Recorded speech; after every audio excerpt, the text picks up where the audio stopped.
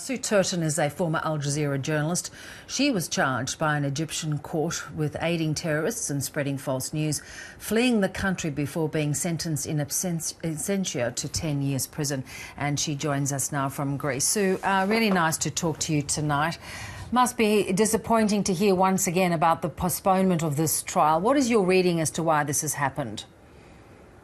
Well, there are all sorts of rumours flying around, Bev, and we're not quite sure what to believe. We are hearing that it might be a political decision, and the suggestion that it's been postponed because of the new grand opening of the Suez Canal, which is worrying in itself because a verdict in a courtroom should be nothing to do with politics. Another rumour going around is that the judge is actually quite sick, which might explain why indeed he didn't come to court today. So it's difficult to know why. If it is a political decision, that's very worrying for us indeed, because of course we're hoping that this retrial will be anything but political. We're hoping it will just be a decision that's deemed from the evidence that was or was not brought to court, and that would obviously in our minds lead to an acquittal to all of my three colleagues. So give us a sense, because your story really does speak to this. You were working as a journalist with this charge and the sentence hanging over your head, but you decided to quit. Take us through that decision-making process. Yes, I mean, I was convicted alongside the other guys, as were other members of Al Jazeera who'd worked in Cairo, but we'd already left before the guys were even arrested and, as you say, tried in absentia.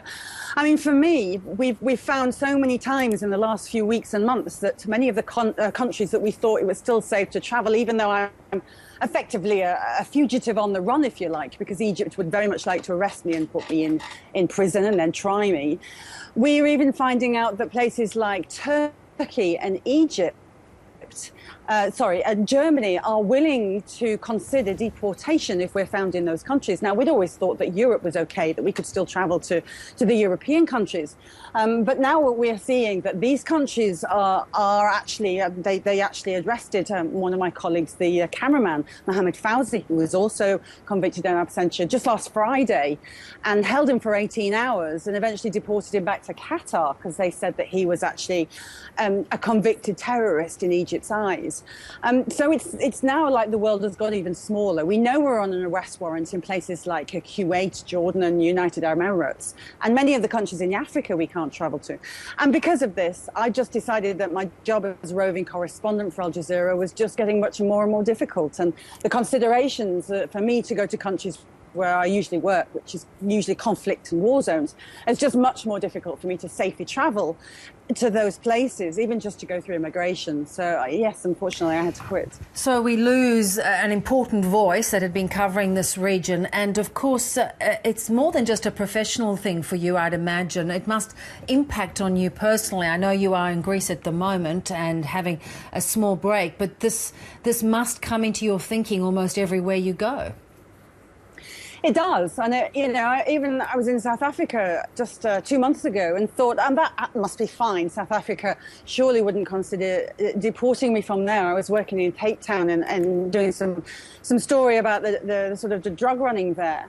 And then I wake up in the morning and I switch on the television and there's President Sisi sitting next to President Zuma, the South African president, the Egyptian president, and I immediately think that is not a good sign. Even to the extent that the UK Prime Minister David Cameron has now invited President Sisi to a visit to the UK. Now, hopefully that will be a time for him to put pressure on the Egyptian government to recognise the craziness of these convictions and to even consider giving us a presidential pardon.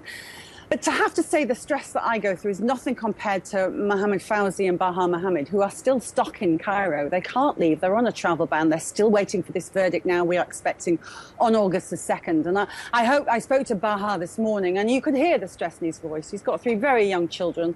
Obviously, his wife is in pieces as he goes back to the courtroom. She doesn't know if he's going to come home or end up back in jail. It's just a dreadful situation to put journalists through.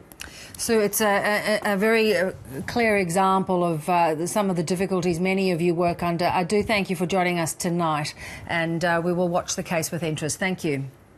Thank you.